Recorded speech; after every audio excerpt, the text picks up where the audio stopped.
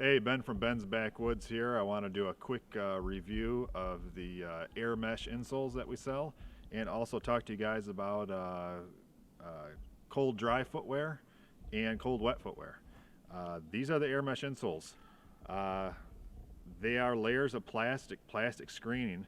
I'd say about 3/8 of an inch thick. You put these in the bottom of your footwear, whether it's wet cold or dry cold, and this keeps a cushion of air underneath your foot, but more importantly, it keeps the moisture away from your footwear, or helps keep that moisture to manage that moisture in your footwear, to transfer it away from your socks or your duffel liners. Um, Dry cold footwear, you want your feet to be able to breathe. Wet cold footwear, you're keeping moisture out from your sock system or liner, because it's a wet cold. Right now we're above 20 degrees, and I'd say 20 degrees Fahrenheit is where I personally. Anything below 20 degrees, I switch to dry cold footwear if it's in the teens. Anything above 20 degrees, I'm in wet cold. These are two examples of wet cold footwear. This is a Tingley rubber overboot.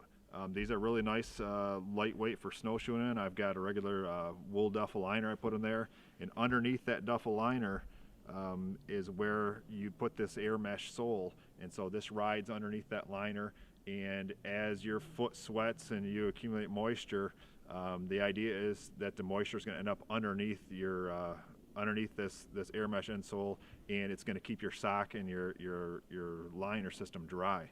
I really like these. I've used them a lot. Here's another wet cold footwear Muck boots. I'll put a pair of these in the bottom of my Muck boots. I will pull out the foam liners because I don't have room to get my sock system in there, and just use these air mesh. And these air mesh might not be as warm initially as a foam liner, but as soon as there's moisture in your footwear, these have a huge advantage. And I'll notice that my socks, even though they'll feel damp, the socks will be actually fairly dry, and I will actually find moisture, puddles of water on the bottom of these boots, that soaked through and keeps your sock system a lot drier than it normally would. These are examples of dry cold footwear, and the idea behind both these boots, this is an old Army or Air Force Mukluk, I think. These are really nice for snowshoeing, and they're really lightweight.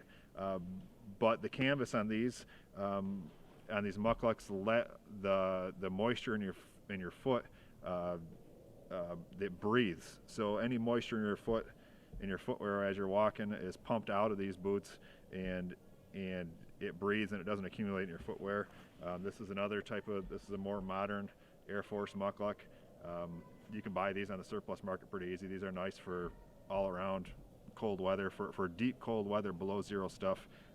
This type of breathable footwear is the only thing that's going to keep your feet warm and dry for longer periods of time without having to dry out the inside of your boots.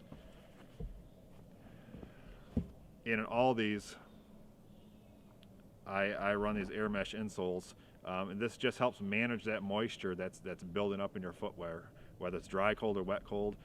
This type of insole, I think, is also used in jungle boots with vents in the side of them for your boots fill with water, and this is just giving you a layer of air in between your foot or footwear and the bottom of your boot, and keep that moisture away from you. That moisture transfers body heat about 25 times faster than dead airspace. So managing moisture in your footwear is a top priority in wilderness living.